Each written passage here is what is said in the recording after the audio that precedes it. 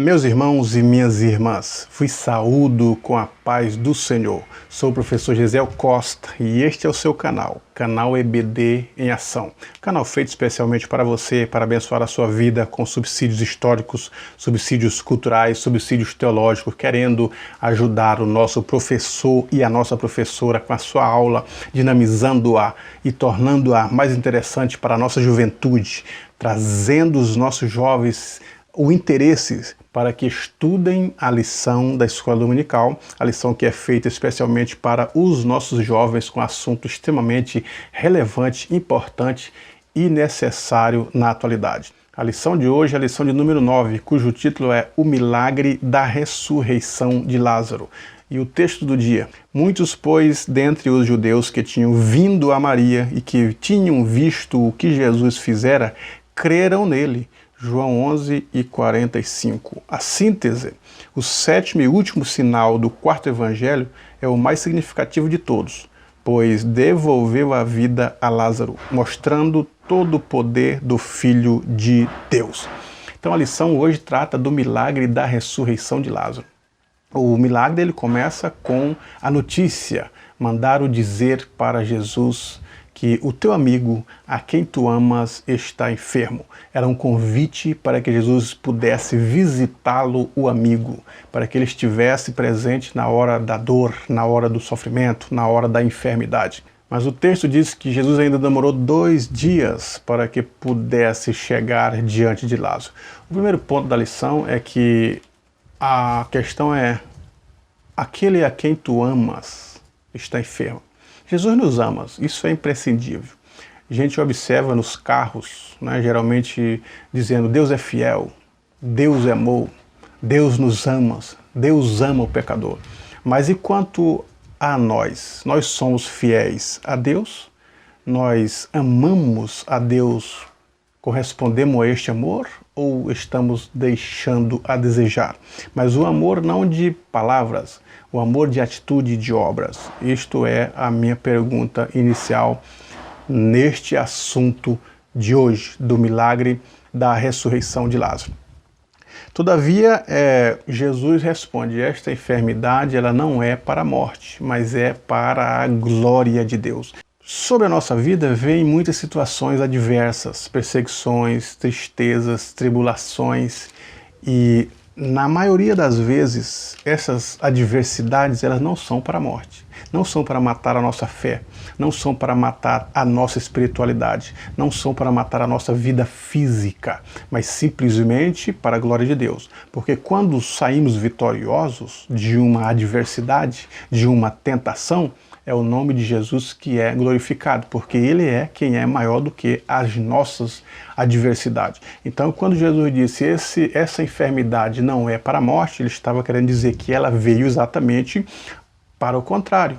Veio para que o nome de Deus fosse glorificado e muitas pessoas pudessem ser aceitas, muitas pessoas pudessem aceitá-lo a Jesus como Salvador através de um milagre que veio na vida de alguém como uma adversidade. E Jesus ainda demorou 2 dias para poder se direcionar à casa de Lázaro, atendendo o convite das irmãs de Lázaro, que eram amigas de Jesus.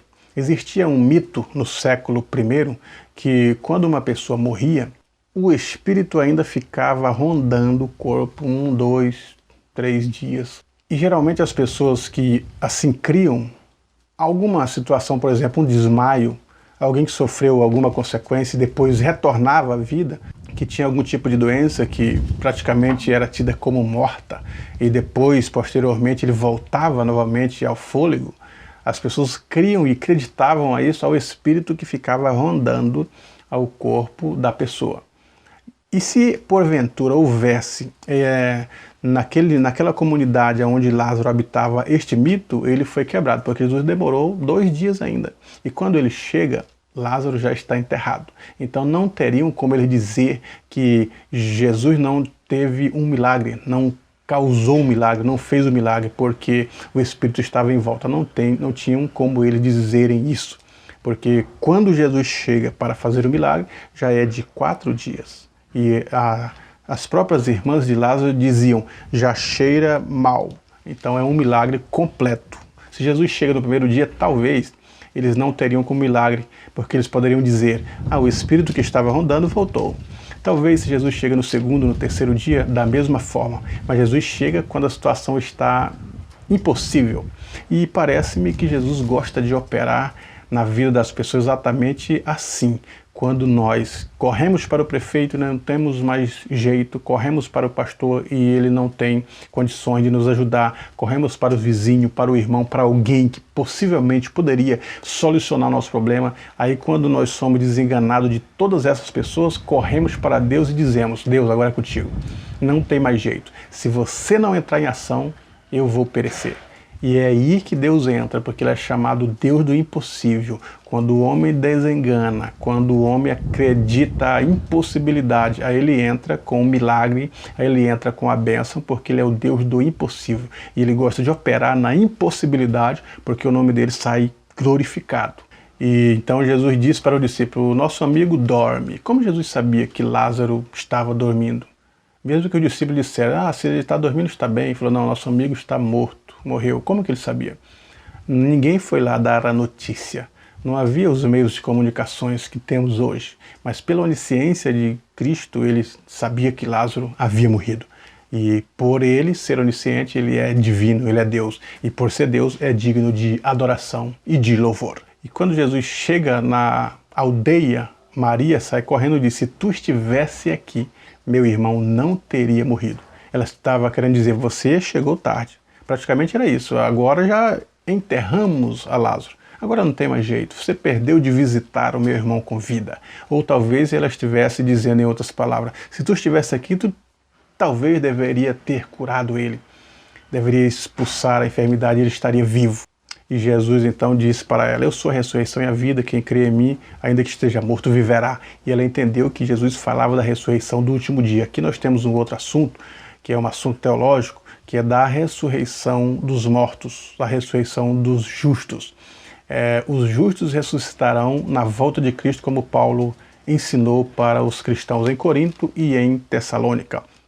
Que quando no arrebatamento, pela ocasião do arrebatamento, os que morreram em Cristo ressuscitarão primeiro, e nós, os que estivermos vivos, seremos arrebatados juntamente com ele a encontrar o Senhor nos ares, e assim estaremos para sempre com o Senhor. Então Marta disse, parece-me que sabiam, eles tinham uma noção das ressurreições, e ela disse: eu sei, Senhor, que ele há de ressuscitar no último dia. Mas Jesus não estava falando disso, ele estava falando da vida eterna. Eu sou a ressurreição e a vida. E logo que Jesus entrou na aldeia, veio Maria e lançou-se aos pés de Jesus e disse: se tu estivesse aqui, meu irmão não teria morrido. Aí nós vemos que elas acreditavam que a presença de Jesus iria impossibilitar a morte do irmão. E ela então começa a chorar amargamente. E o texto diz que Jesus, vendo-a chorar, foi movido de íntima compaixão e começou a chorar com ela.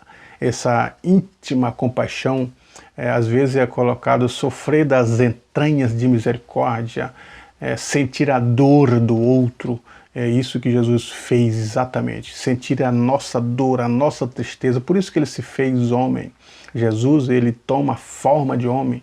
O apóstolo Paulo, escrevendo aos Filipenses, ele disse: de sorte que haja em vós o mesmo sentimento que houve em Cristo Jesus, que sendo em forma de Deus, não teve por usurpação ser igual a Deus, mas aniquilou-se, esvaziou-se da sua glória, tomou a forma de homem, e achado na forma de servo, humilhou-se até a morte e morte de cruz. Então ele se encarna, é chamado Verbo encarnado, se torna humanos como nós, nasceu como nascemos, e assim, do mesmo procedimento que as crianças têm de mamar, de amamentar, de chorar, ele também.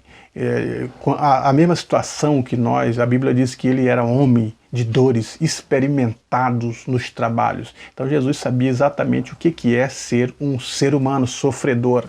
Ele sabia o que é passar fome, passar sede, passar angústia, entristecer-se. Quando, pela ocasião da morte de Cristo, ele chamou os discípulos e disse: a minha alma está profundamente triste a ponto de morrer. Quer dizer, ele sente a tristeza que sentimos, sente a dor que sentimos.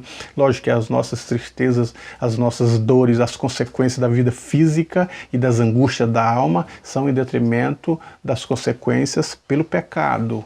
Mas Jesus não teve pecado, portanto ele toma as nossas dores. Por isso que o profeta diz: tomou sobre si as nossas dores. Quer dizer, ele tomou como se fosse deles, apesar dele não ter pecado e não ter essas consequências definitivas para a sua vida, mas ele tomou, como disse o apóstolo Paulo, ele arrancou a cédula que era do meio de nós e cravou-a na cruz. Quer dizer, todas as nossas dívidas que estavam numa promissória, ele arranca da gente e crava na cruz como se fossem dele, dando uma sentença de justificação para a nossa vida. Então Jesus, porque ele se torna carne, se torna humano, ele poderia sentir a tristeza da dor da separação. E assim como Maria e Marta estavam extremamente entristecidas, a alma entristecida pela perca, Jesus sentia a mesma dor. Então hoje é uma lição para você jovem, que pode às vezes estar passando por dificuldades, tribulações, tristezas, necessidade, desamparo. Cristo, ele pode sentir o que você sente. Você pode chegar para ele e dizer: Jesus, você sabe o que é passar por decepção? Ele diz: eu sei porque eu passei. Você sabe o que é passar por um momento de angústia a ponto de morrer? Ele falou: sim, eu passei.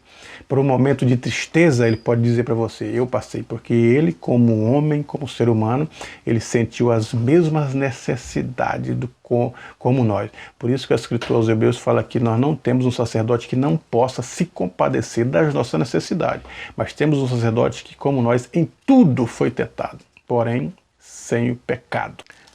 E por último, Jesus manda tirar a pedra, porque não foi ele que colocou as pedras nos caminhos, foi as pessoas. E ele manda tirar as ataduras, manda tirar a tapa da vista e dos pés e deixa ele ir, porque esses arranjos foi os homens que puseram.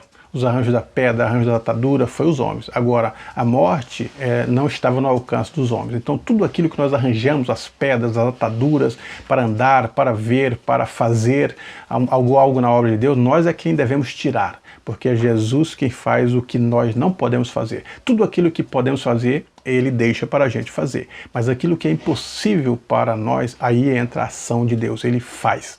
Então o milagre era impossível para as pessoas, por isso ele fez o milagre. Agora, tirar a pedra, as pessoas poderiam tirar a pedra. Seja a pedra da incredulidade, seja a pedra do tropeço que às vezes arrumamos para a nossa vida, somos nós que devemos tirar.